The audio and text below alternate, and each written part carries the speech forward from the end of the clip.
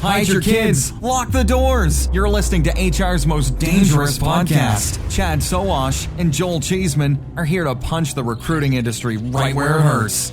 Complete with breaking news, brash opinion, and loads of snark. Buckle up, boys and girls. It's time for the Chad and Cheese Podcast.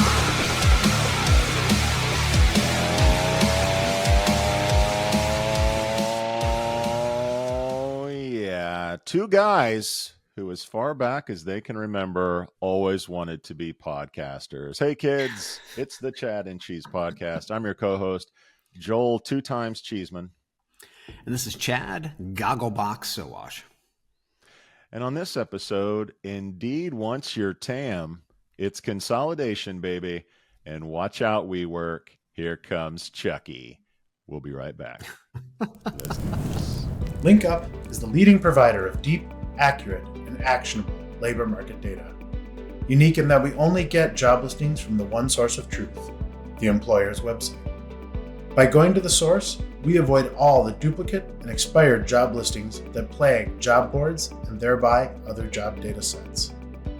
Our data offers the clearest window into employers of all types and sizes throughout the world for an ever-growing number of use cases and applications. I'm just mad about saffron. Who's Arnold and who's Danny DeVito in this picture? Twinsies. Twins, baby. Twins.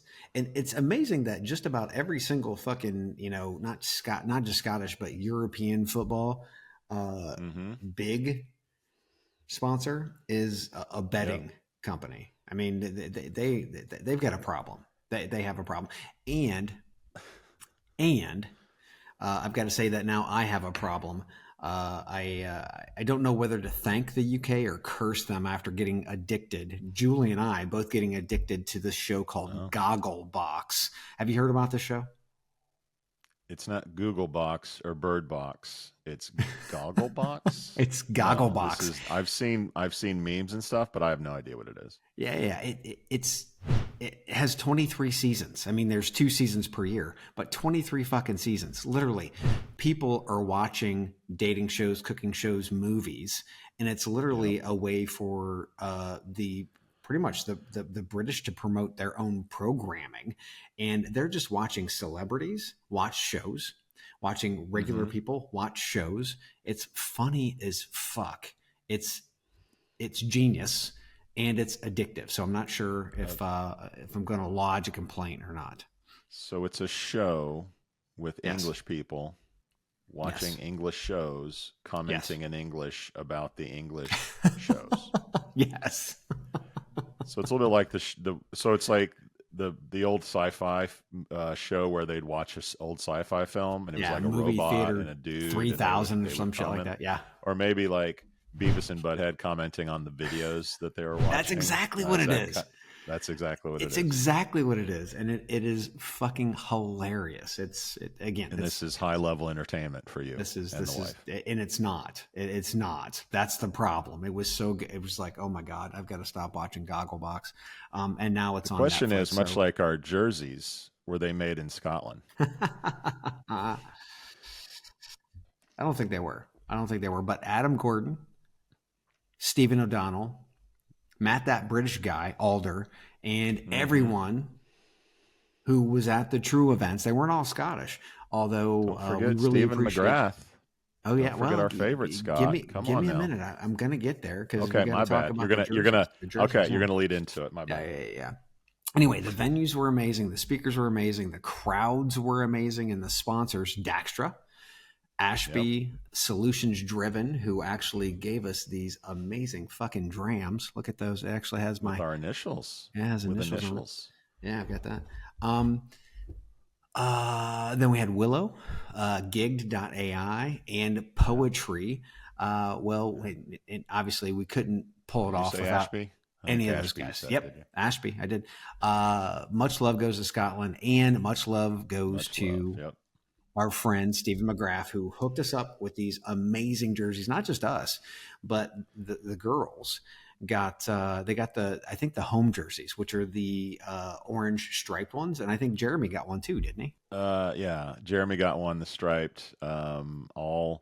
All very cool, all very sexy, all very legit too. Like it'd be very easy for our friends, the Canadians, the Scots, etc., who give us jerseys, to give us some like cheap ass Walmart graphic sort of jersey. No, we're talking the stitch, the legit, like the real nitty gritty jerseys, and I couldn't be more appreciative of that. Love it, love it, love it. So thank you, Scotland. Scotland. The scotch that I brought home will last for a long time. No, it won't. No, it won't. So thanks to everybody. We had a blast, and we cannot wait to return. You got some shout outs other than Googlebox or Gogglebox or BritBox? So I've got a crash and burn shout out that's going to go to Joonko. This from an article on C-Tech. Israeli startup Joonko filed for Chapter 11 last week. Didn't see that coming, did you? Joonko's operations effectively came to an end last summer after Ilit Raz, the former CEO of Joonko, left the company amid allegations from the board that she, quote, engaged in egregious, unethical, and fraudulent conduct, end quote. Crunchbase lists $38.5 million in funding Joonko filed for Chapter 11, and their plans to distribute the remaining, listen kids, from $38.5 million to remaining $4.25 million to investors, right? I want to know how much of that went to the old CEO's pockets. I mean, what happened there? There's got to be some filing through the bank accounts. Fucking crazy. And it has to happen with a diversity, equity, and inclusion platform. I mean, how fucked up is that? Yeah, this won't go up. This won't be a Hulu documentary like Uber or WeWork or maybe Theranos. But for our industry, this is about as like scandalous, fraudulent, jail time worthy story that you're going to get. Maybe it's fortunate for them that they're not in the U.S. They can kind of hide out over in Israel. But yeah, this is like bad. And I don't think she did jail time, but the investors, typically there's a level of embarrassment where they just want this all to go away and move on to the next deal. But yeah, this is, for our space, is pretty juicy. It's pretty nice. I mean, if we're like halfway to Thanksgiving, we've got a few jive turkeys and shout outs this week that are worthy of making our year-end list. So bookmark Joonko and the CEO as your jive turkey of 2024. She was on your jive turkey list last year. So I don't know that. Was she? Yeah, I don't know. You might be able to reuse. I don't think we can do a two-timer on that. All right, I got a shout out to Major League Baseball. I know you're over in Europe and you've sort of missed some of the baseball news. I know you're a big fan. I know you're a huge baseball fan. Just crazy.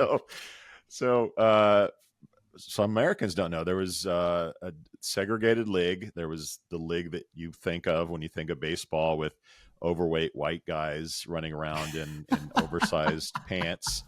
But there was the Negro League at the time, which obviously had black players that were shocking, really, really good. And until now, the Major League Baseball Association has separated the records from the Negro League from the regular league. So long time coming, I know, but it is, as you say, slow progress.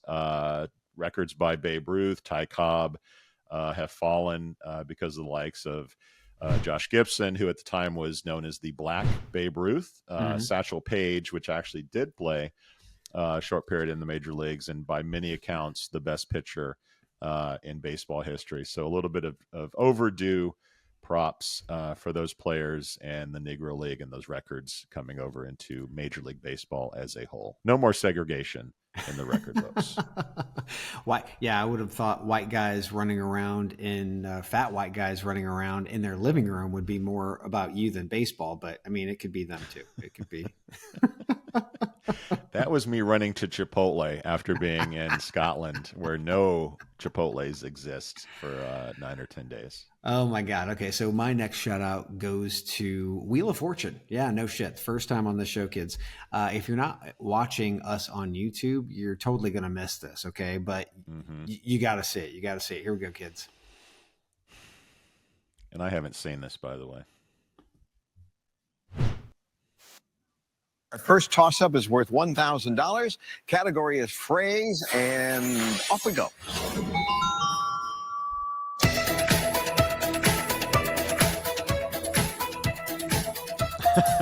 Yes, right in the butt.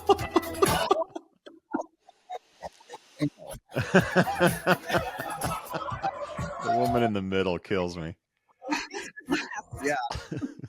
Hey, yeah. Much better answer. Blake gets $1,000. Right in the butt. Okay, so if you're not watching on what was YouTube, funny is the first word was four letters, not right yeah. is not. Yeah, I don't know how he's spelling that. But anyway. You know where his mind was, right? But if you're not watching on YouTube, kids, you totally missed the expression on Tavares' face after that wonderfully wrong answer. So watch us on YouTube and subscribe. That is just that's good TV. That's good TV. No doubt. All right. My last shout out goes to Stacy Griner. Oh, who the fuck is Stacy Griner, you may ask? Who is Stacy Griner? Dailypay, a company that we have celebrated on this show as a trend that needs to have its time in the sun. They're going through some iSIMS Brian Provost style CEO shuffle over there. Stacy is the new Dailypay interim CEO. On the same day that they announced that now former CEO Kevin Koop exited to become CEO of a company called Definitive Healthcare after just 2 years at Dailypay. So I don't know what's up with these CEOs that take these big jobs at companies that are unicorns and then push the eject button after a couple of years. But it's not a healthy trend for the workers and the employees, which I had to go check out. I know you're not a fan of Glassdoor, but it is still the site of record if you want to know what people think about CEOs at the company. And my man had a 53% approval rating. So there might be some employees celebrating Mr. Koop's exit because he was not very favorable with many of the employees. But Stacy Griner, you carry that interim CEO, much like our friend Rebecca Carr at Smart Recruiters. I say it's time to just put the CEO label on these ladies. Let's get some fresh ideas and strategies in our space. Stacy Griner, hopefully soon to be CEO, but for now, interim CEO of Dailypay. Shout out to Stacy Griner. Good luck with all that. Get rid of that interim, kids. One thing that both Stacy and Rebecca can do, there's no interim here with Chad and Cheese. They can actually go register for free stuff. No interim, free stuff, just free stuff. T-shirts from our friends at Aaron App, new, beautiful Guns N' Roses-like T-shirts. Beer from Aspen Tech Labs, sweet, loving, carefully crafted beer that's going to arrive on your front doorstep. Whiskey. Oh man, we just had a whole week of whiskey and it was amazing. I still have the drams to prove it. By Text Kernel. Text Kernel knows how much you love whiskey. That's why they're going to send you 2 bottles. That's why we love Gerard and we love the team over there. And if it's your birthday, it's a rum from Plum. Go to chadcheese.com/free. and register. That's right, Chad. Another year around the sun celebrated by some of our loyal listeners. A shout out goes to Shelley Billinghurst of Canada. Yes. Love her. Love her. That's right. James Maley, Jeff, the Job Board Doctor, Dickie Chasins. Love him. Colm O'Kinahan. I'm totally mispronounced but I shouldn't after being in Scotland for a while. Jeanette Leeds. Tom Hunley, Jackie Clayton, James Anderchuk, Sean Johnson, Caitlin Fail, Travis Weinling, Adrian Villa, Katrina Collier, who shares your birthday as My well. twin. And last but not least, Chad, your boys, Chad and Joel, celebrated another trip around the sun. Happy birthday, everybody. Little known fact, same year, just a day apart, 27th to 28th of May, Chad and Cheese. It was Just meant to be. It was written in the stars that we would have a podcast, Chad. Yeah, and we don't have Katrina on this show. She would actually wrap this whole thing up, except we would never get a word in edgewise, by the way. Let's talk about events. We have RecFest coming, kids. Nebworth is coming July 11th. If you have not been to Nebworth, RecFest at Nebworth, oh my God, get out of the corner, get out of the closet, bring your team, bring yourself, bring your team. This is a all hands type of scenario. There were 5,500 people there last year. Don't know how many people this year, but it's going to be a blast. Joel and I are going to be on stage all day. You're going to love it. Hop on the train from London, wherever you're at, or down from Scotland, and come see us in Nebworth. We have Nashville is coming September 12th and 13th. I got to say, the first year of Nashville for me, RecFest in Nashville, was amazing. And not just because there were so many VIP parties happening, but the content that were on the stage. I mean, we were emceeing stage all day. That was a blast. And that was great content. I agree. And by the way, Cole Cheeseman will be making the trip with me. Yes. See him for a T-shirt. That's sort of his job. Let's check on Cole real quick. What's he up to? Oh, geez, he's agitated. Summer break started today, so he's over finals and getting over that. A little bit of a personal note. I'm going to Singapore in June for 2 weeks. I'll be here next week, but then after that, you get to have some co-hosts and some fun without me. But clearly after doing an interview with Matt Alder when I called him Adam, clearly my brain needs a little bit of Asian Pacific separation, sunshine and beaches and some pho and some good stuff. So I will be gone for 2 weeks. We're going to do a super shred when I get back. So Chad, you'll be sort of highlighting Job Case and what they're up to while I'm gone. But yeah, I'm peacing out for a couple weeks, everybody. I'm pretty excited about it. It's been a while since I've totally unplugged from the show. Yeah, I'm not sure if it was your brain or the scotch that actually, and yeah, I'm not sure if it was that, but it doesn't matter. Enjoy your time. Europe has a lot of countries in it. And by the way, Chad, it's the end of the month or the beginning of the month, depending on when you listen to this, which means the jobs report is coming out. If you're not tuning into our monthly show with LinkUp CEO Toby Dayton, make sure you head out to youtube.com/@ChadCheese. Subscribe. It's a thoughtful Q&A with us and what's going on in the jobs report. It's not something that you'll get on CNBC or Bloomberg. It's a totally different perspective. And better it's free to watch. So there you go, kids. You're welcome. Yeah, you're welcome. Better data, baby. You're welcome. Topics. All right, Chad. Seattle startup Humanly, former Firing Squad participant. They're a conversational AI platform for high-volume hiring, in case you missed it. They've acquired San Francisco's TEAMABLE. Terms of the deal were not disclosed, but TEAMABLE CEO will join Humanly as VP of Product. Humanly customers use the platform for screening, scheduling, automating communication, and running reference checks as well. TEAMABLE had previously raised $12 million, while Humanly has raised a little under $24 million. Chad, is this a match made in heaven, a shotgun wedding, or something in between? Your thoughts?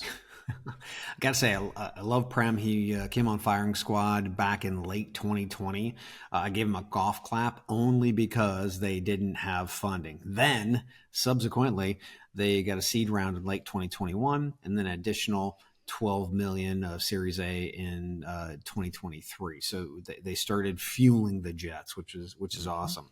Now they're expanding screening and scheduling capabilities, going up funnel, adding source and attract, and further down funnel, adding tracking. This is exactly what they need to be doing. If you take a look at companies like the Talk Pushes and the Paradox and whatnot, those guys are doing the exact same thing, right? They're not expanding, going horizontally. They're going up and down funnel. And this is incredibly important for them. Not to mention, now they have these assets, their valuation goes up dramatically, right? So a little inside baseball. TEAMABLE was already acquired once by Top Funnel back in 2021. Top Funnel, the acquiring company, then rebranded to TEAMABLE. Kind of find that odd. TEAMABLE, not a name or not a word. It's a created word, right? Yeah. Top Funnel, 2 words that you can spell.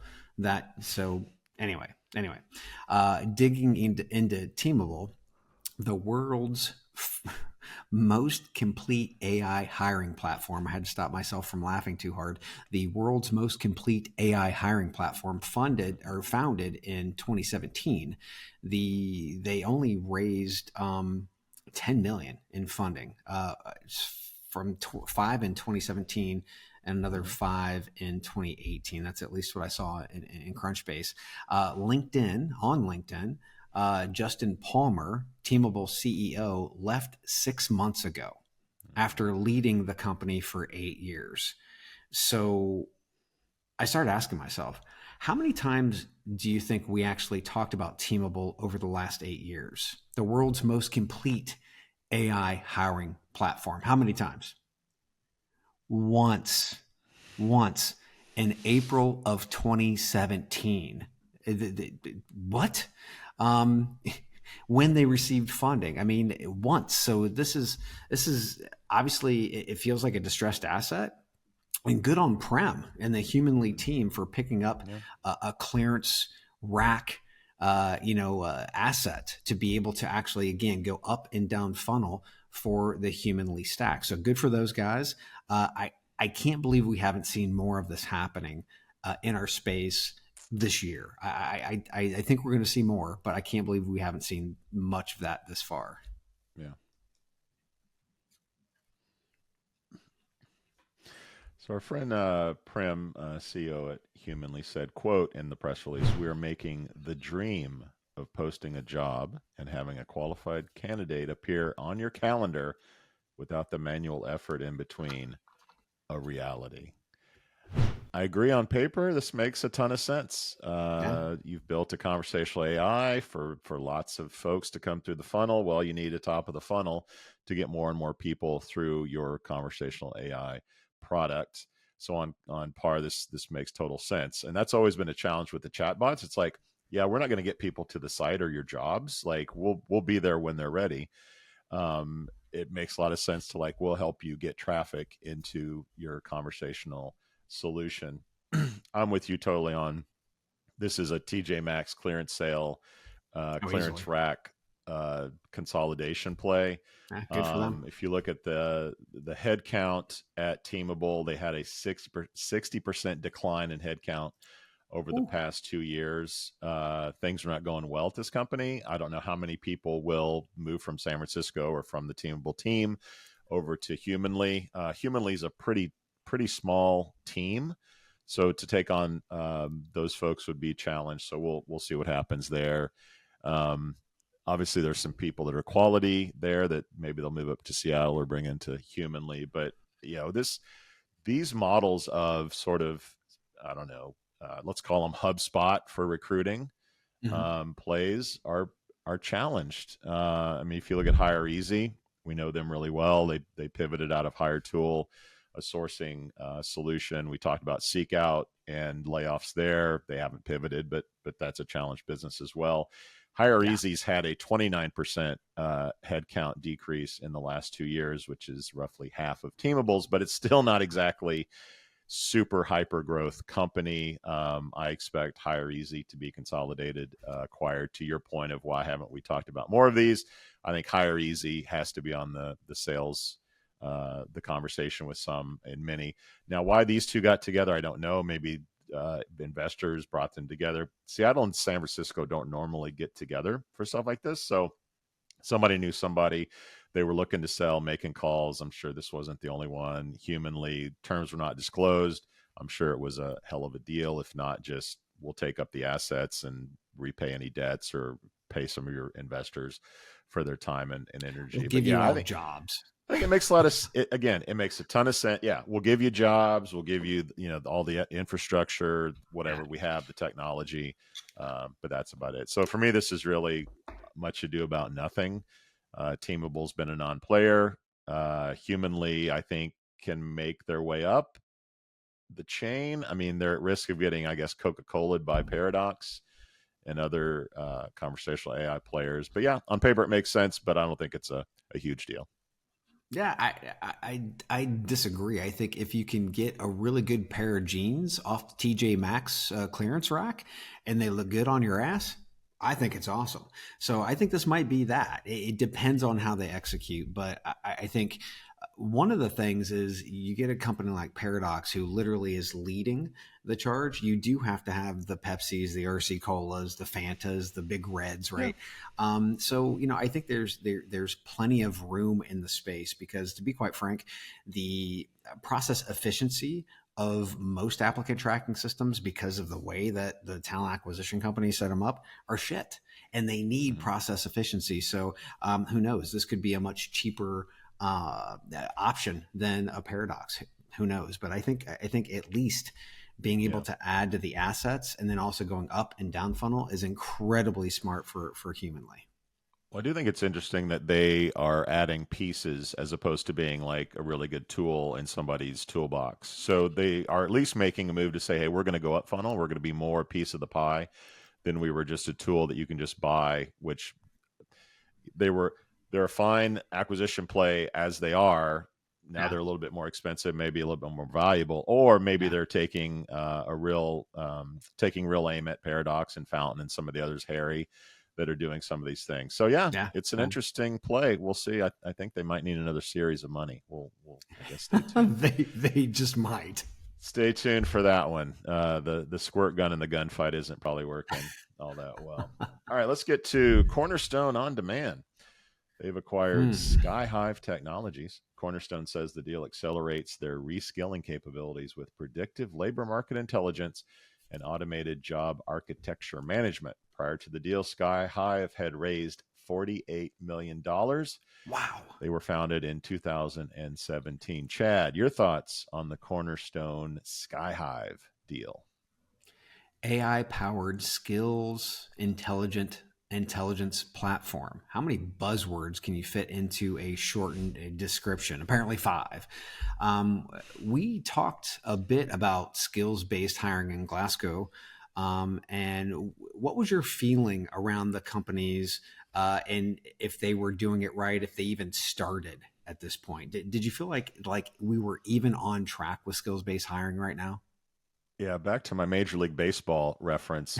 We may still be in the batter's box or just entering the batter's box on this point. Yeah, because skills-based hiring is fucking hard. Why? Because tasks for a specific job, companies haven't even lined those out for the most part. And then being able to assess skills on those tasks, right? So we think of jobs as jobs. They're not. They are a series of tasks that create the job. That's what they are. That's why I believe performance-based skills assessment systems are the cheat code, right? The shortcut. So how can you prove a candidate can actually perform the tasks of a job? What tasks are they doing well, and what tasks are they not doing well that they need help with, right? This is where we actually need performance-based types of systems. So I believe that we're, as you'd said, we're still in the batter's box, not even the early innings, for God's sakes, the batter's box in skills-based hiring discussions, because most companies don't even have a list of tasks that make up the fucking job in the first place, let alone evaluate performance on said tasks. So nothing that a little AI smoke and mirrors apparently won't help. And that's what I feel like this is. I don't feel like anybody's figured this out. And for a company to be able to say, well, pretty much we've figured this out, it just feels like bullshit to me. I could be 100% wrong, but to be quite frank, I don't think I am. Here's what the recipe feels like. Company jumps on a big trend, upskilling, raises a bunch of money, creates a website with a lot of stock video footage of like nurses and you'll love like the military ones with the dog tags looking at a laptop, like creates a website, creates a ton of buzzwords, upskilling, AI, like all, you know them all if you listen to this show. Oh, yeah. They raise a bunch of money, they get on a trend, and then someone realizes that, okay, we got on this trend to be on it, and this ain't it. Like this probably is not the rocket ship that's going to take us to the moon. Yeah. And as a result, they continue to, like, you and I do this for a living. And I spent a good deal of time watching the explainer videos, going through the site, like, what the fuck do these guys do? I came across this skills passport thing, and I thought, oh, well, maybe this is a blockchain play. Yeah. Like they're gonna confirm identities and profiles. But I could not figure out what the skills passport was. It sounded cool, and they'd actually trademarked it, but I couldn't figure out from the one pager of what the fuck it was. So to me, this just feels like, let's get on this trend. Let's raise a bunch of money. Oh shit, this isn't it. Let's call our VC buddies at Cornerstone On Demand, which used to be a public company. It was acquired in 21 by Clear Lake Capital Group. So like, there's some money to like, what should we do? And so all these people know each other. Like, hey, how would you like to buy us for X? You'll get the AI shit, whatever tech we built. You can take some of our people. We'll save face. Our investors will walk away, with their head high. And then this deal happens. Like this happens all the time. Whereas at least Humanly and TEAMABLE makes sense on paper. Yeah. I don't know if this one makes sense. This just feels like a bunch of dudes at the country club saying like, hey, I got to dump this dog. I got a pile of dog shit sprinkled with cat turds. Like, you interested? And then like over a couple cigars and maybe a happy ending at the Oriental massage parlor, and bam, we got us an acquisition. That's what this feels like. It doesn't make a lot of sense other than somebody knew somebody and people put money in, like, let's get it out and save face and move on to the next deal.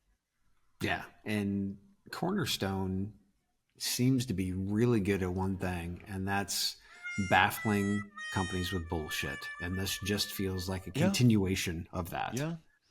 It's kind of the whole eightfold, trend. Like, let's eightfold some is AI they're shit, masters big words, of that and yeah. And people buy thinking, well, I have the best emperor words. has no clothes. Like, I see the clothes. Yeah. Okay. I'll buy your shit. I don't know what it does, but I'll buy it and tell everyone that I'm really smart, just like you. All right, let's take a quick break and talk about someone else who thinks they're smarter than the average bear.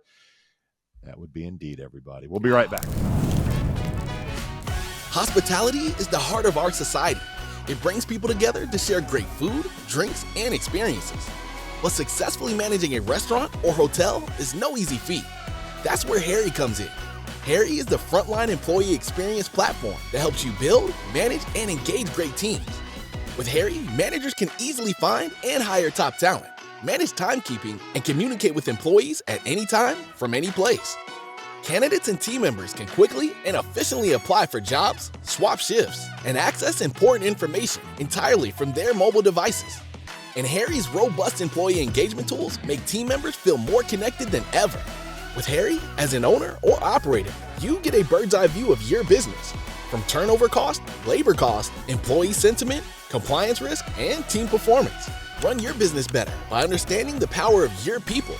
Because when your team is the heart of your business, Harri is the heartbeat. See how it transforms your business. Indeed is coming for your TAM, Chad. In a Recruit Holdings online strategic overview, CEO Chris Hyams, also known as our love child, outlined how Indeed would be growing its market share in the coming years. Some nuggets include greater global penetration while simultaneously growing its SMB and enterprise customer base and increasing its, quote, take rate within new segments such as temp staffing. Chad, this was a video that probably went under a lot of people's radar, but not ours. What's your takeaway from Mr. Hyams' commentary? Yeah, this video came out well over a month ago, I think a couple of months ago, and I watched it and I thought, okay, let's see what happens at the end of this. Wait, we were traveling, crickets, I'm searching, crickets. Nobody's talking about this. And I don't get it, because during the investors update, Chris Himes, the CEO of Indeed, talked about effectively monetizing the marketplace. What the fuck does that mean? Indeed's already the biggest player in the ad tech recruiting space, right? Okay. Well, you have to expand the total addressable market. Okay, where? During the update, Chris, how have I not been fired, Himes, pointed out that the ad tech space in the recruiting industry, the market size is $32 billion, which is only 10% of the greater $327 billion recruitment industry. So Indeed wants to expand their TAM by 10x by going into staffing. And yet we haven't heard shit from anybody about this. So Indeed has no need to be a technological innovator anymore, when they are already a decade ahead of staffing agencies like Randstad, who screwed the pooch with their monster acquisition, Adecco with their failed Hire.com acquisition, and AMS with their pathetic management of the hourly product, just to name a few, by the way. So the question is, Indeed, how can they become a staffing company? We got to remember, Recruit Holdings is their parent, is their sugar daddy. They're one of the biggest recruitment companies in Asia Pac, right? So Indeed makes it public. They're going full steam into staffing, but they can't eat the entire staffing $327 billion industry elephant all at once. So where do they start?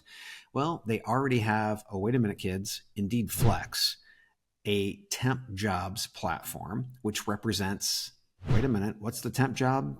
That's $128 billion of the 327. It's the biggest fucking chunk that's out there. So Randstad, Adecco, and all the other staffing companies are pretty much setting as the Monster.coms and career builders of today. They can hear the Indeed train coming. They know that they're standing on the tracks, but they're just too damn busy worrying about this quarter's EBITDA to get the fuck out of the way. The big question is, what staffing companies and RPO firms will continue spending money with Indeed after this update? The answer is all of them, probably. Fucking ridiculous. This was fascinating. I'd love to know how many Indeed employees have watched this. It's pretty cool that they made it publicly available for meatheads like us to go check it out. But look, they're a public company. On the surface, well, but they don't have to reveal this much. They don't have to. Anyway, it's very cool that a company did this. It was. It's sort of like, let's open the kimono and let everyone know what our real intentions are. I see what you did there. Because you and I talk about Indeed, and from our world and our perspective, it looks like a company in disarray. It looks like, what the fuck are we doing? Let's throw shit at the wall. We're desperate. We don't know what we're doing. And then you watch this thing and you go, that's some evil ass shit. Over here. Okay. Look over here. Oh, wait a minute. Yeah. It feels a little bit like, let's do some stupid shit so Chad and Cheese talk about that. And then the real evil plan will be hatched, behind the doors. So I don't, if I'm a staffing company, this definitely concerns me. Can they pull it off? That's questionable. I don't know. I mean, Google can't launch glasses. Apple got out of the car business. I mean, there's reason to believe that even though they say they're going to do this, that they can actually do it, that they can actually follow through and get it done. But look, it was fascinating to talk about. Look, what we do is such a small piece of what we want to do. Yeah. And we think of Indeed as this sort of monolithic #1 job board in the world. But in a world of $327 billion opportunity, I mean, it's a small piece that pie, like you mentioned. If they just get into one of these, and the ones that he talked about were temp staffing, retained search, direct hire, and recruitment automation. I mean, job advertising is a tenth of what that marketplace is. He talks about how the 50K and under jobs are still the primary sort of resource for companies to find people. The executive side of that is less than half of what they're getting from a monetary standpoint. So if they start turning the dials on the executive stuff, whether that's through search or I don't know exactly what they're going to do, but if they just get that up to what they're getting on for companies at 50,000 and below, they're going to greatly impact their bottom line in a big way. He talks a lot about the Indeed Hire, Indeed Flex, how they're going to be a primary part of the future. It was just a fascinating sort of fly in the wall moment where this is what Indeed's really doing. And it was fascinating to watch. I think they've got their work cut out for them. I don't think this is a core competency for them. I think just saying we're getting into executive search or we're getting into temp staffing is easier said than done. And they're more than likely to fuck it up than they are to get it right. But it's going to be fun to watch. And it's at least good to know, have this as a backdrop, like, oh yeah, they just talked about sourcing. No, that ain't it. It's this other shit that they're looking to grow the market share. The take rate, he says a lot in that. They want to take more cash from what they're helping companies do currently. Going from 1% to prospectively 5% to 20% to possibly, I mean, because if you think about it, they can undercut the staffing companies because they have the process efficiency and they have access to the actual, the candidates, right? The thing that just blows my mind is that how all of these inept staffing companies and RPOs, they're coming for you too. Okay. They're coming for you too. To think that you are safe because you're inside a company is just, I mean, you're fooling yourself, kids. To be able to undercut all the staffing companies because you're not going to have the overhead. Is just crazy. The thing is, these staffing companies have proven they cannot buy a tech company and turn it out like Recruit Holdings did with Indeed. Recruit Holdings they've been able to really make this bad boy sing, and they have wanted penetration into the U.S. market and other markets too, but definitely the U.S. market.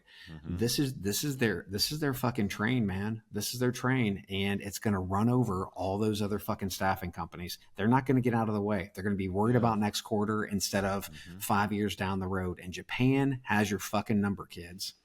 Yeah, it's too easy to say, hey, we noticed you posted a job for an executive position. Do you want to learn more about this product and what it could mean? You know, we'll find the people for you. And as companies reduce their recruiting headcount, something like this is really appealing. A small business, I need some cooks or some servers. See you post a job, like, we'll help you place those jobs. Like, okay, that's cool. Indeed does that. What do I have to pay 20% or whatever it is? They can undercut that. So it kind of makes really good sense. And it also makes sense of why they're doing more to go after LinkedIn with their multiple profiles and like, so they want more of that data, more of that profile data. So then they can place those folks more easily within the system. So it's some evil genius shit if they can pull it off. I question if they can. It'll be fun staffing to watch, companies. Staffing companies, you better stop spending money with Indeed. I think it's too late, to be quite frank, for some of you, but not all of you. So you better stop fucking spending money with Indeed because you're literally slitting your own throat. Yeah. Wise up.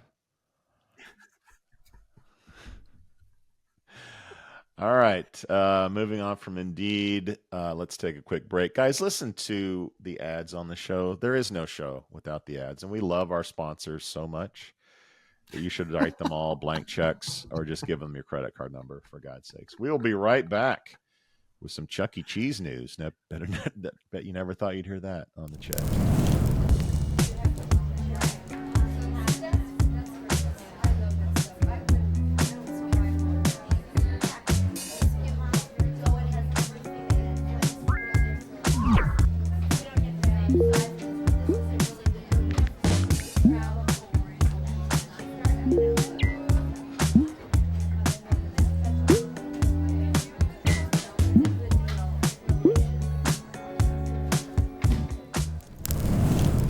Chad. Young professionals in Toronto, sorry I mispronounced it, it's Toronto for the Canadians out there, are using a local Chuck E. Cheese.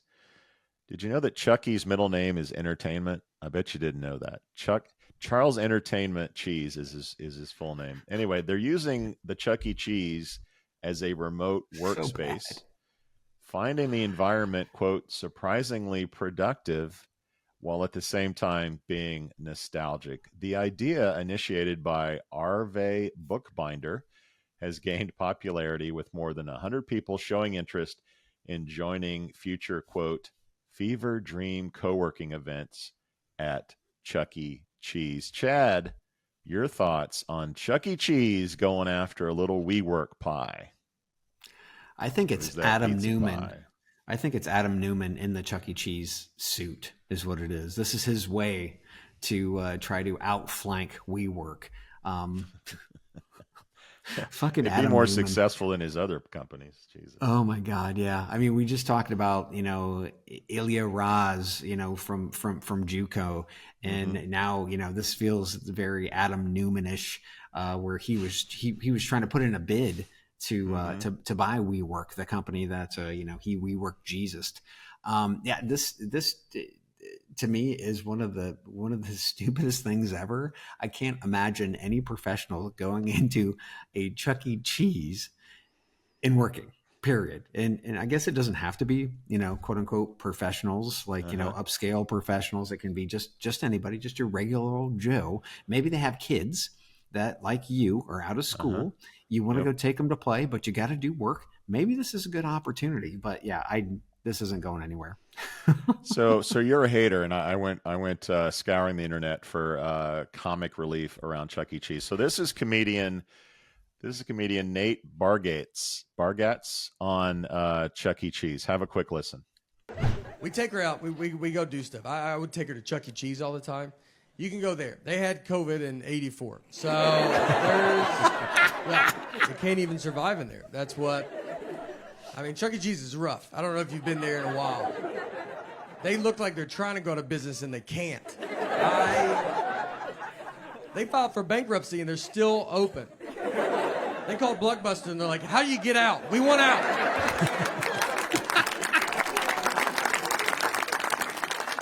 They're updating nothing. That Chuck E. band is just robotic. I mean, the drummer doesn't even turn on. It just sits like that the whole time.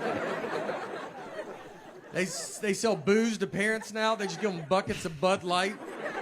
They're drunk in a booth at 9 a.m. And someone drives those kids home. I don't see a bunch of Ubers and Lyfts showing up. There was a Chuck E. Cheese that got caught. If people didn't eat all their pizza, they would just put it back out on the buffet. And that would shut down any normal business. And with Chuck E. Cheese, they have thrived. I mean, when I read the story, I was like, I thought that's what they were doing. I thought we agreed that that's fine. I didn't even know what the article was about. So I'm gonna stand up for Chuck E. Cheese for a second. I've recently been to a Chuck E. Cheese in the last 6 months. The robotic band is gone. It's all digital. The games are pretty cool. The pizza's pretty good. I think they got some real ovens in there, and they're like, there's no buffet anymore. Well, maybe there's a buffet with like salads and stuff, but like the pizza's pretty good. The games are pretty fun.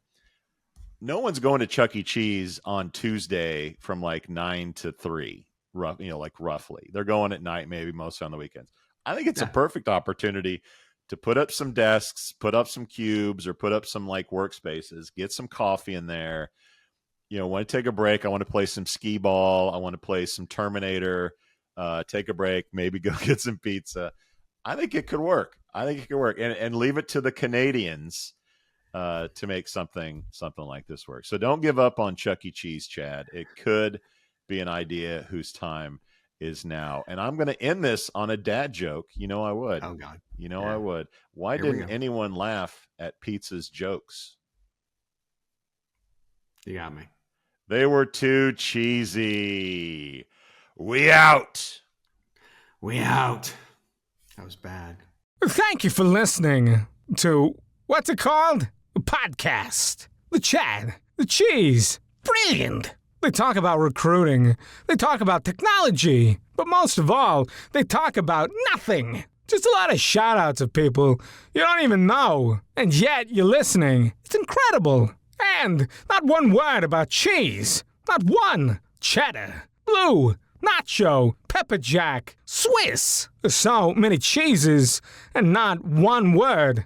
So weird. Anywho, be sure to subscribe today on iTunes, Spotify, Google Play, or wherever you listen to your podcasts. That way you won't miss an episode. And while you're at it, visit www.chadcheese.com. Just don't expect to find any recipes for grilled cheese.